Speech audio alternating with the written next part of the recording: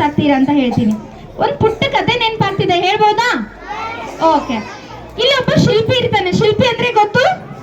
ಕಲ್ಲು ಕೆತ್ತನೆ ಮಾಡ್ತಕ್ಕಂತ ಒಬ್ಬ ಶಿಲ್ಪಿ, ಕಲ್ಲು ಕೆತ್ತನೆ ಮಾಡ್ತಕ್ಕಂಥವನು. ಆ ಶಿಲ್ಪಿ ಕಲ್ಲನ್ನ ಕೆತ್ತನೆ ಮಾಡ್ತಿರ್ತಾನ. ಆ ಕೆತ್ತನೆ ಮಾಡ್ಬೇಕಾದ್ರೆ ಆ ಕಲ್ಲಿಗೆ ಉಳಿಪೆಟ್ಟು ಸಿಗ್ತದಿಲ್ಲ, ಉಳಿಪೆಟ್ಟು ಬೀಳ್ತದಿಲ್ಲ. ಕಲ್ಲನ್ನ ಕೆತ್ತನೆ ಮಾಡ್ಬೇಕಾದ್ರೆ ಉಳಿ ತಗೊಂಡು ಹೊಡಿತಾ ಹೊಡಿತಾ ಕೆತ್ತನೆ ಮಾಡ್ತಿರ್ತಾರ. ಆ ಕಲ್ಲು ಹೇಳ್ತದ, ಅಯ್ಯೋ ಶಿಲ್ಪಿ ಬೇಡ, ನನ್ನಿಂದ ಉಳಿಪೆಟ್ಟು ತಾಳೋದಕ್ಕೆ ಆಗ್ತಾ ಇಲ್ಲ, ಸಾಕು, ನಾನು ಒಲ್ಲ ಅಂತ ಹೇಳ್ತದ. ಶಿಲೆ ಮಾಡೋದಕ್ಕೆ ಆ ಶಿಲ್ಪಿ ಹೊರಟಿರ್ತಾನೆ. ನನಗ್ ನೋವು ಸಹಿಸ್ಕೊಳಕ್ ಆಗ್ತಾ ಇಲ್ಲ, ಸಾಕು, ನನ್ನನ್ನ ಬಿಟ್ಬಿಡು ಅಂತ. ಹೌದಾ, ಹಾಗಾದ್ರೆ ನಿನ್ನಿಷ್ಟ, ಬಿಟ್ಬಿಡ್ತೀನಿ ಅಂತ. ಇನ್ನೊಂದು ಕಲ್ಲು ತಗೊಳ್ತಾರೆ, ಅದನ್ನು ಕೆತ್ತನೆ ಮಾಡೋದಕ್ಕೆ ನೋಡ್ತಾರ.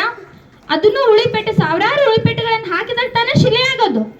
ರಾಮ ಮಂದಿರ ಇತ್ತೀಚೆಗೆ ನೋಡಿದ್ರಲ್ಲ, ರಾಮನ ಶಿಲೆನ ಕಲ್ಲಿನಿಂದ ಮಾಡಿದ್ರು, ಎಷ್ಟು ಚೆನ್ನಾಗಿ ಕಾಣಿಸ್ತದಿಲ್ಲ? ಇಲ್ಲಿನೂ ಸಹ ಶಿಲ್ಪಿ ಕೆತ್ತನೆ ಮಾಡೋದಕ್ಕೆ ಶುರು ಮಾಡ್ತಾನೆ.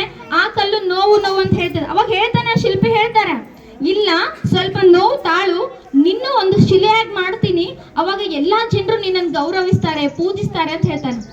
ಆದ್ರೆ ನೋವು ತಿನ್ಬೇಕಲ್ಲ, ನೋವನ್ನ ಸಹಿಸ್ಕೊಳ್ಬೇಕಲ್ಲ, ಆ ಶಕ್ತಿ ನನ್ನಲ್ಲಿಲ್ಲ. ನನ್ನೂ ಬೇಡಪ್ಪ, ನನ್ನನ್ನ ಬಿಟ್ಬಿಡು, ನಿನ್ ಕೈ ಮುಗಿತೀನಿ, ದಮ್ಮಯ್ಯ, ಹೊಡಿಬೇಡ, ನನ್ನ ಕಲ್ಲು ತಗೊಂಡು ಚಾನ ತಗೊಂಡು ಹೊಡಿಬೇಡ, ನನ್ನ ನೋವು ಕೊಡ್ಬೇಡ ಅಂತ ಆ ಕಲ್ಲು ಹೇಳುತ್ತೆ. ಸರಿ, ನಿನ್ನಿಷ್ಟನಪ್ಪ, ನಾನೇನ್ ಮಾಡ್ಲಿ ಅಂತ ಅದನ್ನೂ ಬಿಟ್ಬಿಡ್ತಾನೆ. ಶಿಲ್ಪಿ ಕೆಲಸ ಏನು? ಶಿಲೆ ಮಾಡೋದು. ಮತ್ತೊಂದು ಕಲ್ಲು ತಗೊಳ್ತಾನೆ, ಶಿಲೆ ಮಾಡೋದಕ್ಕೆ ಶುರು ಮಾಡ್ತಾನೆ. ಆ ಕಲ್ಲಿನ ಸಾವಿರಾರು ಪೆಟ್ಟುಗಳ ತಿಂತದ, ಶಿಲೆ ಆಗೋದಕ್ಕೆ ಶುರುವಾಗ್ತದ. ಅಲ್ಲಿ ವೇಸ್ಟ್ ಆಗಿ ಬಿದ್ದಿರ್ತಾವಲ್ಲ ಅವು ಕಲ್ಲುಗಳು, ಆ ಎರಡು ಹೇಳ್ತಿರ್ತಾವಂತೆ ಆ ಶಿಲೆಗೆ, ಎಷ್ಟು ನೋವು ತಿಂತಲೆ, ಸಾಕ್ ಬಿಡು, ನಿನ್ನೇನ್ ಮನುಷ್ಯ ಇದೆ, ಏನಿದೆ, ಅಷ್ಟು ಹೊಡೆದ್ರು ಸುಮ್ ಕೂಡ್ತಿಯಲ್ಲ, ಸಾಕ್ ಬಿಡು, ಎಷ್ಟು ಸಹಿಸ್ಕೊಂಡು ಏನ್ ಮಾಡ್ತೀನಿ ನೀನು ಅಂತಿರ್ತಾವಂತೆ.